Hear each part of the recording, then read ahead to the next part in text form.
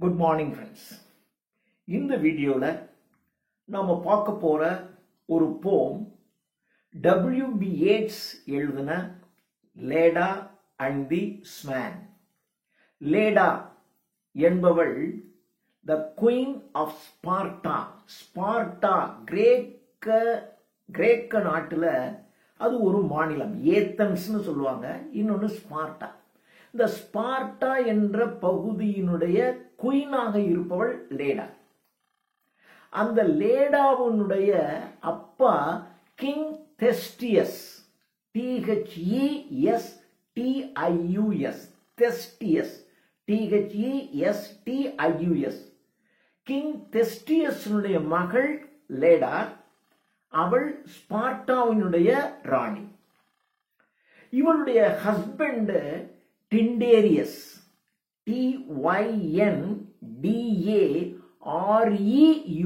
டிண்டேரியஸ். So டிண்டேரியஸினுடைய wife தெஸ்டியஸினுடைய மகள் லேடா.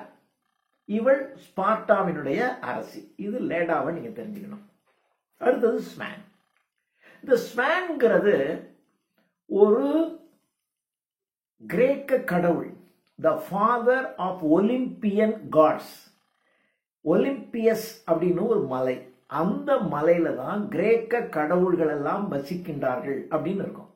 So அந்த Olympus என்கின்ற அந்த மலையில் இருக்கின்ற கிரேக்க கடவுள்கள், அந்த கடவுள்களுடைய ஃபாதர் அவர் தான் ஜியஸ், ZEUS, ஜியஸ் அல்லது ஜூபிட்டர். ஜியஸ்னு சொல்லுவாங்க, ஜூபிட்டர்னு சொல்லுவாங்க, ரெண்டும் ஒன்று தான். ஸோ இந்த ஜியஸ் அல்லது ஜூபிட்டர் என்கின்ற ஒலிம்பியஸ் கிரேக்க கடவுள்கள், ஒலிம்பியஸ் மலையில் வாழுகின்ற கிரேக்க கடவுள்களினுடைய ஃபாதர் த ஜியஸ் ஆர் ஜூபிட்டர்.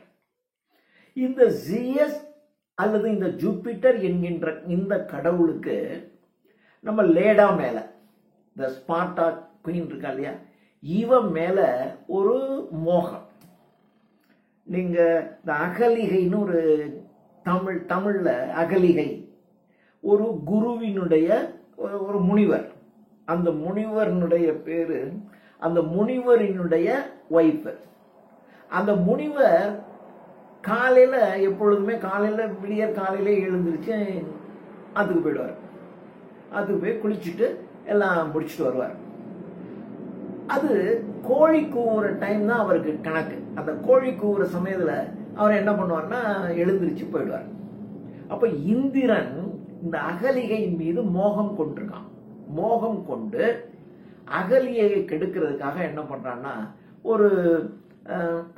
ஒரு கோழி கூவுற மாதிரி சத்தம் போடுறான். சத்தம் போட்ட உடனே சரி விடிஞ்சிருச்சு எழுந்திருச்சு என்று அந்த முனிவர் நதிக்கரைக்கு போயிடுறார். நதிக்கரைக்கு போன உடனே அவர் திரும்பி வர்றார். அவர் போன உடனே இவன் என்ன பண்றான்னா அவ கூட போய் படுத்து இருக்கிறான். இப்போ முனிவர் வந்து பார்க்குறாரு இவனுக்கு. அப்போ இந்திரனுக்கு அவர் சாபம் விடுறாரு, அகலிகைக்கு அவர் சாபம் விடுறாரு. அந்த அகலிகையினுடைய சாபம் ராமனுடைய கால் தடம் படுகின்ற இடத்துல உனக்கு சாப விமோச்சனம். இப்படின்னு நமக்கு ஒரு கதை இருக்கு இல்லையா. இது மாதிரி இந்த கதைகள் புராணங்கள்லாம் வெரி இன்ட்ரெஸ்டிங் டு ரீட். அது மாதிரி கிரேக்க புராணங்களையும் நிறைய இருக்கு. இதே கதை தான். இந்த ஜியஸ் அல்லது ஜூபிட்டர் என்கின்ற the father of Olympian gods, அவருக்கு நம்ம லேடா மேல ஒரு லவ். அதனால அது லேடா மேல லவ். அவர் என்ன பண்ணார்னா ஸ்வான் ரூபத்துல வர்றார். ஸ்வான் ரூபத்துல வந்து அந்த லேடா என்கின்ற அந்த பெண்ணை வந்து கற்பழிச்சிடறாரு. அந்த கற்பழிச்ச உடனே அவங்களுக்கு 4 குழந்தைங்க பிறக்குது. அவ்வளவுதான், கற்பழிச்சுட்டு போயிடுறாரு. தென் லேடா லேய்டு எக்ஸ். ஏன்னா கடவுள்ல அவர் ஸ்வான் ரூபத்துல எல்லாம் வந்திருக்காரு. ஸ்வான் ரூபத்துல வந்து லேடா என்கின்ற ஒரு ஹியூமன். அப்ப அது சூப்பர் ஹியூமன். கடவுளின் அந்த கடவுள் சூப்பர் ஹியூமன், இங்கே ஹியூமன். இந்த 2 பேருக்கும் இடையில அந்த ஸ்வானா அவர் வந்ததுனால லேடா லேய்டு 4 eggs, 4 முட்டைகள் எடுக்கிறார். அதுல ஒண்ணு ஹெலன் ஆஃப் ட்ராய், இன்னொன்னு Castor and Pollux. CASTOR, castor, castor ஆயில்னு சொல்றோம்ல, விளக்கெண்ணெய்னு, அந்த கேஸ்டர்னு வச்சுங்க. இன்னொன்று பொலக்ஸ், POLLUX, பொலக்ஸ். இந்த ரெண்டு பேரும் ட்வின்ஸ். ஹெலன் தனி, கேஸ்டர் அண்ட் பொலக்ஸ்ங்கிறது ட்வின்ஸ். நாலாவது கிளைட்டம் நெஸ்ட்ரா, கிளைட்டம் நெஸ்ட்ரா, CLYTEM, கிளைட்டம் நெஸ்ட்ரா, NESTRA, கிளைட்டம் நெஸ்ட்ரா.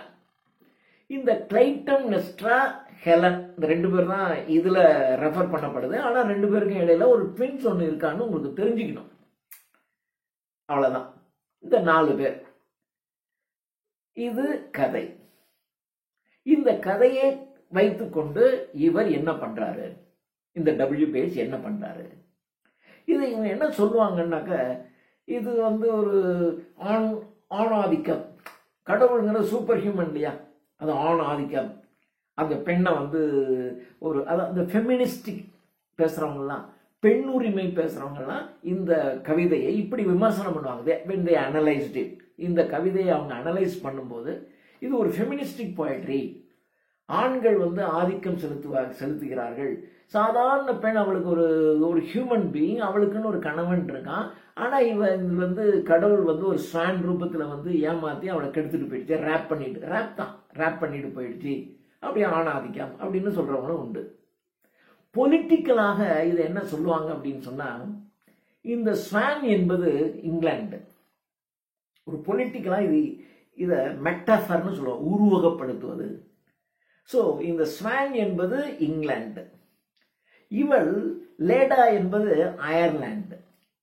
இந்த அயர்லாண்டுங்கிறது எப்பொழுதும் இங்கிலாந்தை விட வாய்ஸ் குறைச்ச. அதனாலதான் இதை பாரு, லேடா கட்டாயப்படுத்தி இந்த அயர்லாந்து இப்படி எல்லாம் பண்ணுச்சு அப்படின்னு பொலிட்டிக்கலாக இதை ஒரு விமர்சனம் பண்றவங்களும் உண்டு.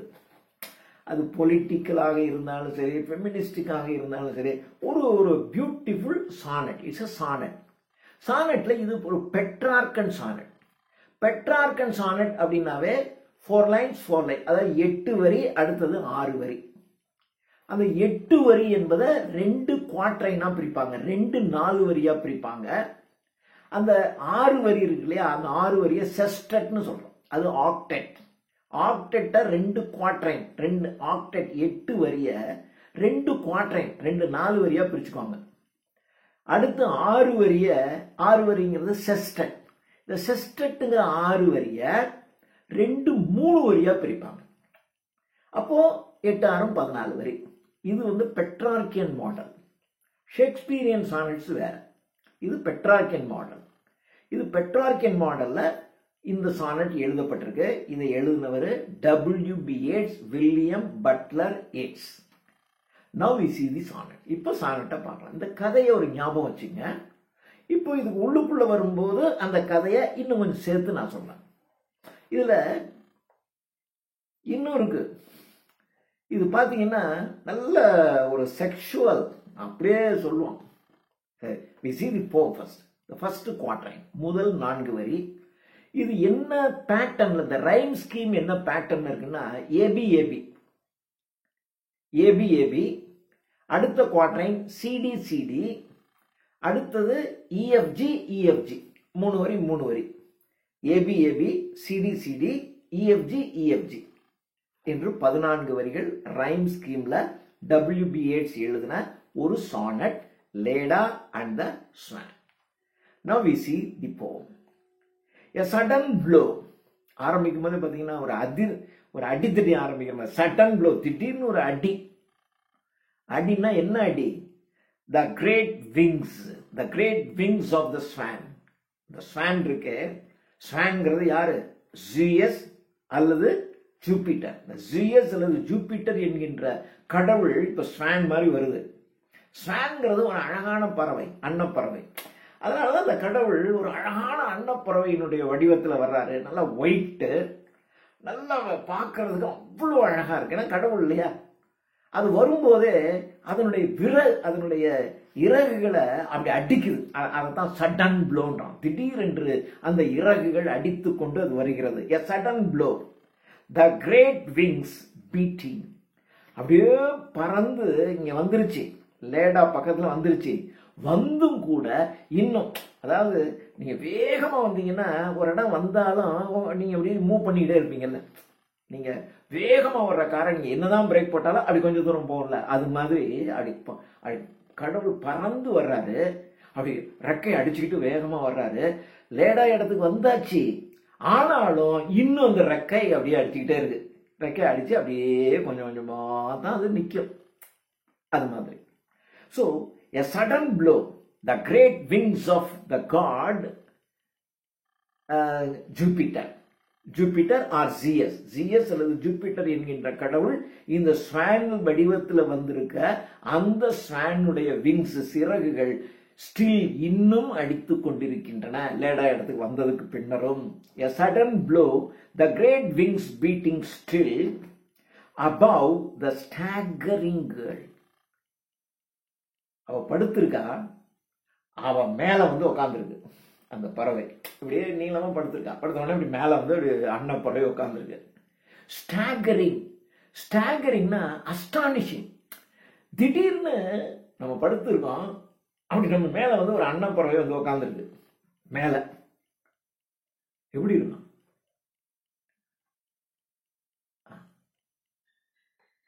ஒண்ணு இப்ப படுத்திருக்கல, குளிச்சுக்கிட்டு இருக்கான். அப்படிதான் இந்த கதையை ஆரம்பிக்குது. நான் வந்து அந்த அகலியை சொன்னதை வச்சுட்டு நான் சொல்லிட்டு இருக்கேன். அகலியை தான் உறங்கி கொண்டிருக்கிறாள் அவ போன உடனே. அது அந்த முனிவர் பேரு சொல்லிடுவேன், விஸ்வாமித்திரர்னு நினைக்கிறேன். பாப்போம், அதை ஞாபகம் வச்சுட்டு இருக்கேன். அது இல்லை, இவன் வந்து குளிச்சுட்டு இருக்கான். நேக்கட், அப்படியே நேக்கடா குளித்து கொண்டிருக்கின்றாள். அங்க வந்து இது அப்படி உட்காரு, அப்படி அடித்து கொண்டு வருது. அபவ்னா அதுக்கு மேல். எதற்கு மேல? த ஸ்டாகரிங் கேர்ள். ஸ்டாகரிங் என்றால் அஸ்டானிஷிங், ஆச்சரியப்பட்டு. அதாவது அந்த பறவை வரும்போதே அவன் ஆச்சரியப்பட்டு இருக்கா, அப்படி வந்து அவன் மேல உட்காருது. அஸ்டானிஷிங் கேர்ள், ஆச்சரியப்பட்டு கொண்டிருக்கின்றார். பிவைல்டரிங், அதாவது என்ன செய்யறதுன்னே தெரியாம அப்படி தடுமாறுவோம்ல, சிந்தை தடுமாறுகின்ற அப்படியே அழகான பறவை. அது வந்து நம்ம மேல உட்காருது, ஆனா ஒண்ணும் பண்ணல. அப்படியே ஒரு அஸ்டானிங், ஆச்சரியப்பட்டு, பிவைல்டரிங், மனசு தடுமாறி கொண்டிருக்கிறது. அந்த பெண் மேல் வந்து உட்காருது. ஹர் தைஸ், ஏன்னா அதை எழுதுறவங்க குளிக்கிறதுன்னு தான் சொல்றான். குளிச்சுக்கிட்டு இருக்கும்போதுன்னா வருது. ஆனா இதுல இருக்கிற டிஸ்கிரிப்ஷன் பார்த்தா எனக்கு தெரிஞ்ச குளிக்கிற மாதிரி இல்லை, படுத்து இருக்கா அப்படின்னு வச்சுக்கலாம். உறங்கி கொண்டிருக்கிறாள், படுத்து கொண்டிருக்கிறாள்னு வச்சுக்கலாம். அப்படிதான் எனக்கு இதை பார்க்கும்போது அப்படிதான் வருது. When I referred certain notes, they all indicated that she took bath. அவ குளிச்சுக்கிட்டு இருந்தான்னு வருது. ஆனால் எனக்கு என்னமோ அப்படி தோணலை, பாருங்களேன். ஏன்னா அது அப்படிதான் வருது. above the staggering girl, தடுமாறிக்கிட்டு இருக்காங்க. வந்த உடனே மேலே உட்காருது. her thighs caressed.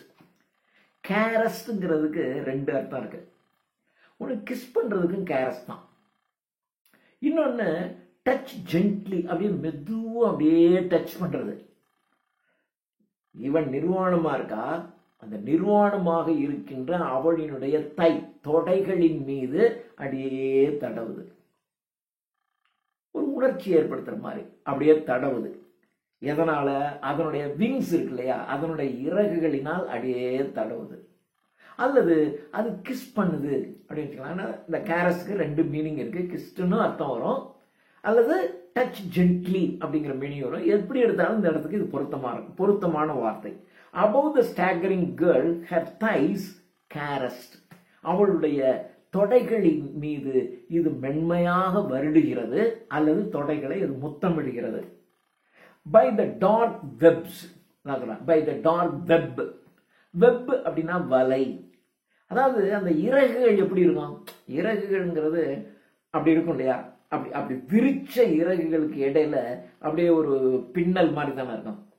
அதாவது ஒன்னா சேர்ந்திருக்கும் போது, அதாவது அந்த பறவையானது உட்கார்ந்துருக்கும் போது இறகுகள் அப்படி ஒன்னா சேர்ந்திருக்கும். அப்படி விரிக்கும் போது எப்படி இருக்கும்? விசிறிய விரிக்கிற மாதிரி அப்படி விரிக்கும் போது எப்படி இருக்குன்னா அது அடைச்சி இருக்கும். அடைச்சி மெல்லிசான ஜவ்வு தெரியும், அதுதான் வெப்னு சொல்றோம். அதனுடைய அப்படி விரிச்சு இருக்கக்கூடிய அதனுடைய இறகுகளினுடைய அந்த வெப், அந்த மென்மையான அந்த தசையினால அப்படியே அது தடவுது அல்லது கிஸ் பண்ணுது, எப்படி வேணாலும் வச்சுக்கலாம். கேரஸ்ட், டச் ஜென்ட்லி அப்படியே வச்சுங்க. பை த டார்க் வெப்ஸ், தன்னுடைய டார்க், டார்க்னா ஹெவி, அதாவது நெருக்கமான. டார்க்குங்கிறது இருள்னு ஒரு அர்த்தம் இருக்கு. ஆனா இன்னொரு அர்த்தம் இருக்கு, ஒரு ஆழமான அல்லது கருமையான, ரொம்பவும் திக்கா இருந்துச்சுனால அதை டார்க்னு தான் சொல்லுவாங்க. அதான் டார்க் வெப் அப்படின்னா நெருக்கமா இருக்கு அந்த இறகு, அந்த இறகுகளாக ஒன்னோட ஒன்று நெருக்கமா இருக்கு. அந்த நெருக்கமான இறகுகளினால் அது அப்படியே டச் பண்ணுது. ஹர் நேப், அவளுடைய நேப். நேப்புங்கிறது பிடரி. பொதுவாக ஒரு சிங்கம் அல்லது புலி அதனுடைய பிடரி மயிர் அப்படி சொல்லுவாங்க இல்லையா, அதுதான் நேப்புன்னு சொல்லுவாங்க. இங்க இவளுக்கு நேப், அவளுடைய நேப். இவளுக்கு நேப்புங்கிறது எது? நெக், கழுத்து பகுதியை சொல்லுது. அப்படியே அவளுடைய தொடை பகுதி அப்படி தடவி கொடுக்குது. அப்படியே நெக், அவளுடைய நெக்க காக்ட் அப்படியே பிடிச்சிக்குது. இன் ஹிஸ் பில், பில்னா அழகு, தன்னுடைய அழகினால் அவளுடைய அப்படியே அந்த நெக்க அப்படி பிடிச்சிக்கிச்சு. நெக்ல அப்படி அழக வச்சு அப்படி பிடிச்சிக்கிச்சு. பில், ஹி ஹோல்ட்ஸ் ஹர், அதை பிடிச்சிக்கிச்சு. தைல வெப் அப்படியே தன்னுடைய இதனால அப்படி தடவி கொடுக்குது, நெக்க பிடிச்சிக்கிச்சு. இப்போ பிரஸ்ட், அவளுடைய பிரஸ்ட். ஹி ஹோல், ஹி என்பது அந்த கடவுள், ஸ்வான். அந்த ஜியஸ் அல்லது ஜூபிட்டர் என்ற கடவுள் இப்போ ஸ்வான் வடிவத்தில் இருக்காரு. அது he holds her helpless breast. அவளுடைய பிரஸ்ட் நிர்வாணமாக தானே இருக்கா, அவளுடைய பிரஸ்ட் மார்பகம் ஹெல்ப்லெஸ். அதை யாரும் இனிமேலாம் ஒன்றும் பண்ண முடியாது. அதை இவர் இந்த கடவுள் பிடிக்கிறாரு. He holds her helpless breast upon his breast. தன்னுடைய, அதாவது இப்போ அதான் படுத்திருக்கான்னு வச்சுங்களேன், அப்படியே தன்னுடைய பிரஸ்ட்டை, அதாவது அந்த பேர்டுனுடைய பிரஸ்ட் இருக்கு இல்லையா, அந்த பேர்டுனுடைய பிரஸ்ட்டை அவளுடைய பிரஸ்ட் மேலே அப்படி வச்சு அழுத்துறாரு. அதனுடைய இறகுகளெல்லாம் அப்படியே தை பகுதியை தடவி விட்டுட்டு இருக்கு. அது அதனுடைய நெக்கு வந்து அப்படியே, அதனுடைய பீக் அழகு வந்து அப்படி கழுத்தை பிடிச்சிக்கிட்டு இருக்கு. அதாவது ஒரு இன்டர் கோர்ஸ் பண்ற மாதிரி. He holds her helpless breast upon his breast. இது ஃபர்ஸ்ட் குவாட்ரைன், முதல் 4 வரிகள். The second quatrain, அடுத்தது. How can those terrified vague fingers push that? யாரோ ஒருத்தன் வந்து திடீர்னு நம்ம குளிச்சுக்கிட்டு இருக்கும்போது, அரசி தானே, அரசி வந்து அந்த குளிக்கிறாங்க அப்படின்னு சொன்னா யாருமே அங்கெல்லாம் போக முடியாது, யாருமே போக முடியாது, எட்டி கூட பார்க்க முடியாது, அவ்வளவு பாதுகாப்பா இருக்கும். அதனால நிர்வாணமா குளிப்பா. அல்லது அந்த காலத்துல இது ஒன்றும் பெரிய விஷயம் இல்லை அப்படி கூட வச்சுங்க. அல்லது ரொம்ப ஒரு பாதுகாப்பாக இருக்கிற ஒரு அரசி அவள் இல்லையா, அதான் சொன்னேன், குயின் ஆஃப் ஸ்பார்ட்டா. அவங்க அப்பா ஒரு பெரியவன் இருக்கு, அதனால பாதுகாப்பா குளித்து கொண்டிருக்கின்றாள். நம்ம குளிச்சுக்கிட்டு இருக்கும்போது திடீர்னு யாரோ ஒருத்தன், ஒரு ஆண், இது இந்த பறவை தான், ஆனா அது ஒரு ஆண் வந்து செக்ஷுவலா இருக்கிற மாதிரி அப்படியே கிஸ் பண்ணுது, கட்டி பிடிக்குது, பிரஸ்ட்டை வச்சு அழுத்துது. அப்போ அவ தட்டி விடணும்ல. ஆனால் அவளுடைய ஹவு கேன், எப்படி தட்டி விட முடியும்?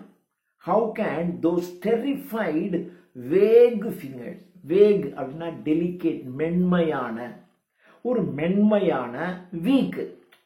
இப்போ அவளை அறியாமையே அந்த அரவணைப்புக்கு அவ உடன்படுறான். அவளுக்கு வந்து வேணான்னு சொல்லலை அந்த அரவணைப்பிற்கு. ஏன்னா அது கடவுள், அது கடவுளினுடைய ஒரு பவர். அந்த பவர்ல அப்படியே தன்னை மெய்மறந்து தான் போறான். மெய்மறந்து போனதுனால அவளுடைய விரல்கள், விரல்லாம் வலிமையா தான் இருக்கும், ஆனா இப்போ அவளுடைய விரல்கள் வலிமை இழந்து போய் இருக்கக்கூடிய அந்த விரல்களினால் எப்படி, ஹவு கேன் ஷி புஷ், தள்ளி விட முடியும்? ஏன்னா அவளுக்கு ஓகே ஆயிடுச்சு. அதனால அவளும் அதுக்கு உடன்பட ஆரம்பிச்சிட்டா. உடன்பட ஆரம்பிச்சதுனால அவளுடைய இப்போ யாராவது ஒரு பொண்ணு மேல இந்த மாதிரி ஒருத்தன் வந்து திடீர்னு வந்து அந்த பெண்ணுக்கு எங்க இருந்தா இவ்வளவு பவர் வரும்னே தெரியாது, ஓங்கி ஒரு மூக்குல குத்து விட்டு இப்படி தள்ளி விடுவாங்கல்ல. ஆனா இவளால முடியல. அதான் சொன்ன, அந்த ஃபிங்கர்ஸ் பிகம் வீக். அதான் அந்த வேர்ட் போறான், weak fingers, the weak finger, the delicate weak fingers. How can push, எப்படி தள்ளி விட முடியும்? How can she pushes the God away? பண்ண முடியல. The feathered glory from her loosening thighs. The feathered, அந்த இறகுகள் அப்படியே அவளுடைய தொடை பகுதியை மெதுவா தடவ அவளுடைய தொடையை அப்படியே லூசன் தைஸ், அப்படியே அந்த தை வந்து அப்படி லூஸ் ஆகுது, அப்படியே மெதுவா விரிச்சு கொடுக்குறா. loosen thighs, from the loosening thighs. And how can body laid in that white rush? And how can body, அந்த ஸ்வானுடைய உடலானது இவள் மேல அப்படியே படுத்திருக்கு, மேல அப்படியே இருக்கு, அவள் தொடையை அப்படி மெதுவாக விரிச்சு கொடுக்குறா. how can body laid in that white rush? white rush அப்படிங்கிறத அவளுடைய பிறப்பு உறுப்பு அப்படின்னு வச்சுக்கலாம். அங்க ஒயிட் ரஷ் இன்டர்கோர்ஸ் நடக்குது அப்படி சொல்லிடலாம். how can body laid, அந்த பாடி அது மேல அப்படியே விழுந்து ஒயிட் ரஷ் அப்படின்னு சொல்லலாம். White rush. But feel the strange heart. அந்த இன்டர்கோர்ஸ் நடக்கும்போது அவளுக்கு ஒரு விதமான ஒரு ஸ்ட்ரேஞ்ச் ஃபீலிங், ஒரு விசித்திரமான உணர்வு. ஏன்னா ஒரு சூப்பர் ஹியூமன் அவன், அது கடவுள்.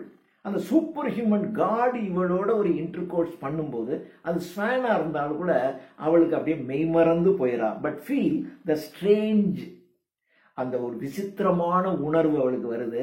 அதாவது ஷி அக்ரீஸ். அப்புறம் ஹர் ஹார்ட் பீட்டிங், ஒரு செக்ஷுவல் இன்டர்கோர்ஸ் சமயத்தில் அப்படியே அந்த ஹார்ட் பீட் பண்ணுது. Heart beating where it lies, அந்த இதயம் இருக்கின்ற இடத்திலிருந்து அது மென்மையாக துடிக்கிறது அப்படின்னா அவன் செக்ஷுவல் இன்டர்கோர்ஸ் நடந்துருச்சு. இது செகண்ட் குவாட்ரைன். பாருங்க என்ன அழகா பிக்சர் பண்றான் பாருங்க, அருமையா. ஒரு சின்ன விஷயம், a shudder in the loins. loin அதாவது கோமணம் இருக்கு இல்லையா, அந்த கோவணத்துக்கு பேரு லாயின் கிளாத்னு பேர். லாயின் கிளாத் அப்படின்னா கோமண துணின்னு அர்த்தம். அந்த கோவணம் எங்க கட்டுவாங்க? அந்த அரணாக்கயிறு கட்டுற இடத்துல தானே கட்டுவாங்க. அந்த பகுதி, அந்த அரணாக்கயிறு கட்டக்கூடிய அந்த இடம், நல்ல தொப்புளுக்கு கீழே பஞ்சம் அந்த இடம். அதனால a shudder in the loins, அதாவது shudder அப்படின்னா ஒரு நடுக்கம்.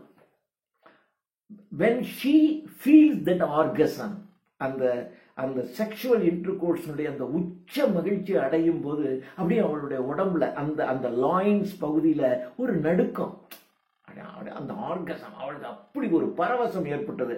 ஏ ஷட்டர் இன் த லாயின்ஸ், அந்த லாயின்ஸ்ல ஒரு ஒரு ஷட்டர் இருக்கு.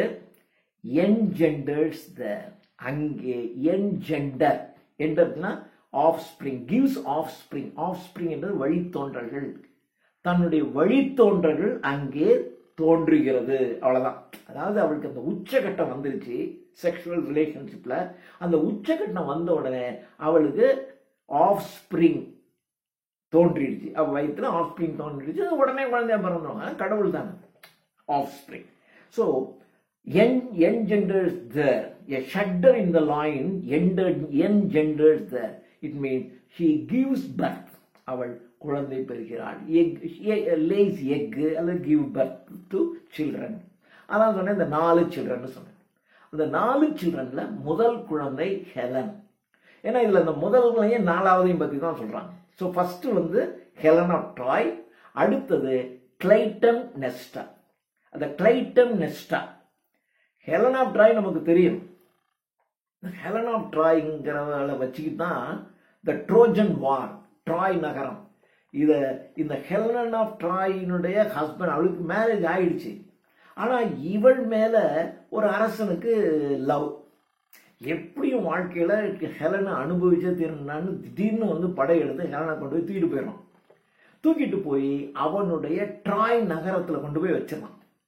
ட்ராய் நகரத்துல கொண்டு போய் வச்ச உடனே அப்ப இந்த ஹெலனுடைய சொந்தக்காரன்லாம் இருப்பான்ல, யூலிசிஸ், அகமெம்னான், ஏக்கிலஸ், இந்த மாதிரி பெரிய பெரிய வீரர்கள், கிரேக்க வீரர்கள்.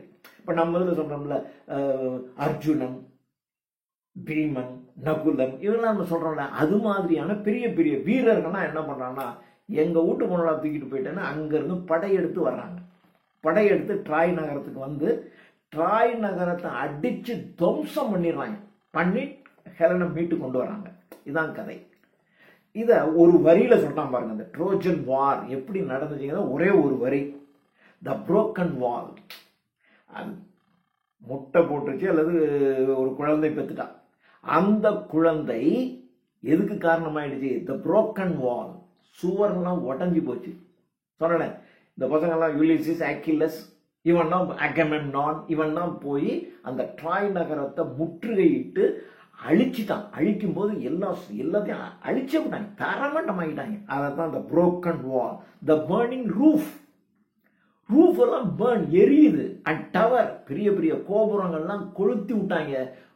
கொளுத்தி விட்டு எல்லா மாளிகை கூட கோபுரங்கள் எல்லாம் போட்டு அடிச்சு அந்த சுவரெல்லாம் உடைச்சிட்டாங்க. இதுக்கு காரணமா இருந்தது ஒரு குழந்தை, that is Helen. The broken wall, the burning roof and tower. இது ஒரு குழந்தை கதை. ஒரே வரியில சொல்லிட்டான் ஹெலனா. இவளுக்கு பிறந்த இந்த லேடாவுக்கு நம்முடைய ஜிஎஸ் அல்லது ஜூபிட்டர் வழியாக பிறந்த அந்த குழந்தையானது இதுக்கு காரணமாயிடுச்சு. ஹெலன்னா அது ஒன். அடுத்தது அண்ட் அடுத்த குழந்தை அகமெம்னான் டெட்டுன்னா. அகமெம்னான் கிளைட்டம்னெஸ்டா என்கின்ற பெண் குழந்தை நாலாவது. அந்த கிளைட்டம்னெஸ்டா என்கின்ற பெண்ணினுடைய கணவன் தான் அகமெம்னான். இந்த அகமெம்னான் மிகப்பெரிய வீரன். இந்த அகமெம்னானை வச்சு கிரேக்க நாடுல பெரிய நாடகங்கள்லாம் எழுதப்பட்டிருக்கு. ஸோ இதெல்லாம் பெரிய பெரிய நாடகங்கள். நீங்க கிரீக் லிட்ரேச்சர் படிச்சீங்கன்னா, ஏன்னா இதெல்லாம் இதிகாசங்கள். எப்படி நமக்கு ராமாயணம் மகாபாரதம் வச்சுக்கிட்டு எவ்வளவு கதை இருக்கு. கர்ணன் அதை மாத்திரம் தனியா எடுத்துக்கலாம். துரியோதனை பத்தி தனி, அர்ஜுனனை பத்தி தனி, அர்ஜுனுடைய பையன் அபிமன்யுக்கு தனியான, அபிமன்யு வச்சுக்கிட்டா அது ஒரு தனி கதையே நடக்கும். பீமனுக்கு தனி, பீமனுடைய பையன் கடோத்கஜனுக்கு தனி கதை, கிருஷ்ணனுக்கு தனி கதை. இப்படி பாத்தீங்கன்னா ஏகப்பட்ட கதை நம்ம இதுல இருக்குங்களா. இதே மாதிரி தான் இவனுங்க கதையும் இருக்கும், இந்த புராணங்கள்லையும் இருக்கும். அதான் நம்ம கிளைட்டம்னெஸ்ட்ரா இருக்கா பாருங்க. இந்த கிளைட்டம்னெஸ்ட்ராவினுடைய கணவன் அகமெம்னான். இவ தன்னுடைய கணவனைய இவளுடைய குழந்தைங்களை வச்சு, இந்த அகமெம்னானும் இந்த ட்ராய் நகரத்து முற்றுகைக்கு போய் அந்த ட்ராய் நகரம் அழிகிறதுக்கு அவனும் காரணமாகி எல்லாம் அழிச்சு முடிச்சுட்டு ஹெலனை மீட்டு அகமெம்னான் திரும்பி வரான். அப்படி திரும்பி வரும் பொழுது இந்த கிளைட்டம்னெஸ்ட்ரா அவளுடைய குழந்தைகளை வைத்து, அவளுடைய குழந்தைங்க இவ சேர்ந்து தன்னுடைய ஹஸ்பண்டே கொண்டுடுறாங்க, அகமெம்னானை கொண்டுடுறாங்க. ஸோ அகமெம்னான் மிகப்பெரிய வீரன். ஸோ இது அகமெம்னானுடைய கதை தனியா படிச்சீங்கன்னா அது ஒரு பெரிய கதை. ஸோ அகமெம்னானுடைய டெத் இப்படி தான் வருது. அதையும் ஒரே வரியில சொல்லிட்டான் பாருங்க. So and Agamemnon dead. Agamemnon செத்து போயிட்டான். எப்படி செத்தான்? நம்முடைய கிளைட்டம்னெஸ்ட்ராவினுடைய அவள் தன்னுடைய கணவனாகிய அகமெம்னான தன்னுடைய மகன்களோடு சேர்ந்து அவன் அகமெம்னான் அந்த ட்ரோஜன் வார்ல இருந்து திரும்பி வரும் பொழுது கொன்று விடுகிறாள். அகமெம்னான் dead. Being so cocked up, so mastered by the brood blood of the air. Being so cocked up, இப்படிதான் நடக்குது. என்ன நடக்குது? So mastered by the brood blood. Brood blood, முரட்டுத்தனமான ரத்தம். யாருடையது? கடவுளுடைய. கடவுளுடைய பிளட் எப்படி இருக்கும்? ஒரு அந்த ப்ரூட் பிளட். ஏன்னா அந்த பிளட்ல இருந்து தோன்றனவங்கல்ல, அந்த பிளட்ல இருந்து அந்த ப்ரூட் முரட்டுத்தனமான வீரியம் மிக்க அந்த ரத்தம் மனுஷனுடைய அந்த லேடாவனுடைய பிளட்டோட கலந்துருது. அதுல இருந்து தோன்றுகின்றவர்கள் இவங்கெல்லாம். அதான் இவங்க இப்படி இந்த வாரிசுகளுக்கு இவ்வளவு பவர் இருக்கு. So mastered by the brood blood of the air, being so cocked up, so mastered by the brood blood of the air. இது ஒரு இது ஒரு முதல்ல அகமெம்னான் டெட். இது ஒரு செஸ்டட், ஒரு 3 வரி முடிஞ்சிருது. அடுத்த 3 வரியில தான் so mastered by the brood blood of the earth, air, did she put up on his knowledge with his power. ஒரு கேள்வியை கேட்கிறேன். கதையை சொல்லிட்டான். சரிடா, அவன் கூட ஒரு சூப்பர் ஹியூமன் பீயிங்காக அந்த கடவுளோட இவளுக்கு ஒரு இன்டர் கோர்ஸ்ல ஒரு குழந்தை பிறக்குது. அந்த இன்டர் கோர்ஸ் பிறக்கும் போது இந்த இடத்துல ஒரு சொல்லலாம், but before the indifferent peak good let her drop. the indifferent beakங்க. the indifferent beak அப்படிங்கிறது அந்த கடவுளுக்கு அந்த செக்ஷுவல் ரிலேஷன்ஷிப்ல அந்த உச்சக்கட்டம் வருதுல்ல, அந்த உச்சக்கட்டம் அந்த கடவுளினுடைய அந்த விந்தணுக்கள் இவளுக்கு போகுதில்ல, அதுல இருந்தாலும் அந்த குழந்தை உண்டாகுது. அப்படி போகும்போது இவன் கேட்கறான், அந்த கடவுளினுடைய அந்த இன்டிஃபரண்ட் பீக் இருக்கு, அந்த இன்டிஃபரண்ட் பீக், அதாவது அந்த கடவுளுக்கு அந்த ஆர்கசம் வரும் பொழுது அந்த good let her drop, let her அவளுடைய அந்த இதில் வந்து இவருடைய அந்த விந்தணுக்கள் டிராப் ஆகுதுல்ல குழந்தை உருவாகிறதுக்கு. ஏப்பா குழந்தை உருவாகிறதுக்கு அவருடைய விந்தணுக்கள் அந்த உச்சக்கட்டம் அடையும் போது அவளை வந்துருச்சு, ரைட்டு. ஆனால் அந்த சமயத்தில் அதுதான் அந்த ப்ரூட் பிளட், அந்த ப்ரூட் பிளட். அதனால இதனுடைய வாரிசுகள் எல்லாமே பெரிய பெரிய முரடர்கள், வீரர்கள், பெரிய வீரர்கள், ரைட்யா. அப்போ அந்த அந்த ப்ரூட் பிளட்ல அந்த முரட்டுத்தனம் மத்தம் தானே வந்துச்சு. அந்த கடவுளுடைய நாலேஜ் வரலையா அப்படின்னு கேட்கிறான் ஒரு கேள்வி. Did she put on his knowledge with his power? With his power. அந்த ஸ்வானுடைய பவர் வந்துருச்சு, ஏன்னா அவனுடைய வாரிசுதுங்கள்லாம். ஆனா அதே சமயத்துல ஒரு ஹஸ்பண்ட் ஒய்ஃபுடைய ரிலேஷன்ஷிப், ஹஸ்பண்டுடைய அந்த முரட்டுத்தனமா செக்ஷுவல் ரிலேஷன்ஷிப் வைக்கும்போது அதனால குழந்தை உருவாகுது. ஆனா அதே சமயத்துல அந்த ஹஸ்பண்டுடைய அல்லது இந்த கணவனுடைய அல்லது இந்த குழந்தைங்களுடைய அப்பாவுடைய இந்த நாலேஜும் வரணும்ல. இது கடவுள் தானே, அந்த கடவுளுடைய நாலேஜ் வந்திருக்கணும்ல அப்படின்னு ஒரு கேள்வியை விட்டுறாரு. So did she put on his knowledge with his power before the indifferent beak could let her drop? அந்த indifferent beak, அந்த indifferent beak அது தன்னுடைய அந்த விந்து என்கின்ற டிராப்பை அவளுக்குள் செலுத்துவதற்கு முன்பாக அவருடைய பவரை எடுத்துக்குது. அதே சமயத்துல அவளுடைய நாலேஜை எடுத்துக்கலையா? கடவுளுடைய நாலேஜ் வந்திருக்கணும்ல இவருக்கு, ஏன் இந்த இவங்களுக்கு வரல அப்படிங்கிற மாதிரி கேட்கிறாரு. எல்லாமே இப்படித்தானே போகுது, அது முரட்டுத்தனமா தானே இருக்கு. ஏன் நாலேஜ் எடுத்துக்கல? இதை வச்சுக்கிட்டு தான் சொல்லுவாங்க நீங்க வந்து இங்கிலாந்து வந்து ஒரு முரட்டுத்தனம், ஏன்னா பவர்ஃபுல் கண்ட்ரி. அயர்லாந்துங்கிறது ஒரு சின்ன தனக்கு அடக்கமான நாடு. அதனால இந்த இங்கிலாந்துங்கிறது ஒரு முரட்டுத்தனமான நாடு. ஆனா அதே சமயத்துல மிகவும் நாகரிகமான நாடு, மிகப்பெரிய இலக்கியங்கள்லாம் நிறைய இருக்கு. ஸோ அயர்லாந்தில் கம்பேர் பண்ணும்போது இங்கிலீஷுடைய லிட்ரேச்சருங்கிறது பெருசு. அப்போ இவ்வளவு லிட்ரேச்சர், இலக்கியங்கள், கலை இலக்கியங்கள்லாம் இருக்கக்கூடிய இது தன்னுடைய முரட்டுத்தனத்தை தானே அங்க காட்டுது. ஏன் தன்னுடைய நாலேஜ் அதுக்கு கொடுக்கல? அதனால இந்த போமே இங்கிலாந்து வந்து எப்படி அத ஒரு உருவகமாக இந்த கதையில அவர் சொல்றாரு அப்படின்னு சொல்லுவாங்க. இன்னொன்னு, ஒரு ஒரு ஃபெமினிஸ்ட் பேசுறவன், நான் முதல் சொன்ன மாதிரி ஃபெமினிஸ்ட் பேசுறவன் என்ன பண்ணுவான்னா, பெண்கள் வந்து அப்படியே இருப்பாங்க, அவங்களுக்கும் இருக்கும். ஆனா திடீர்னு ஒருத்தன் வந்து இப்படி பண்ணும்போது முதல்ல அவளுக்கு சில சமயங்களில் ப்ரொட்டஸ்ட் பண்ண முடியாது. நீங்க சில நேரங்களில் சில மனிதர்கள் என்று ஜெயகாந்தன் எழுதின நாவல் அதே மாதிரி தான் இருக்கும். அவன் வந்து ஒருத்தன் திடீர்னு அந்த காலேஜிலேருந்து வர்ற பொண்ணை அழைச்சிட்டு போயிட்டு ஒரு செக்ஷுவல் ரிலேஷன்ஷிப் நடந்துடும். அவளால் முதல்ல அவளுக்கு தள்ளணும்னு தோணும், ஆனால் தள்ள மாட்டான், அந்த இதுக்கு உடன்பட்டுருவா. அப்போ பெண்களும் சில சமயங்களில் வலிமை குறைந்திருப்பாங்க, ஆனால் ஆண் இப்படி செஞ்சதுனால தானே அவளுக்கு அப்படி போயிடுச்சு.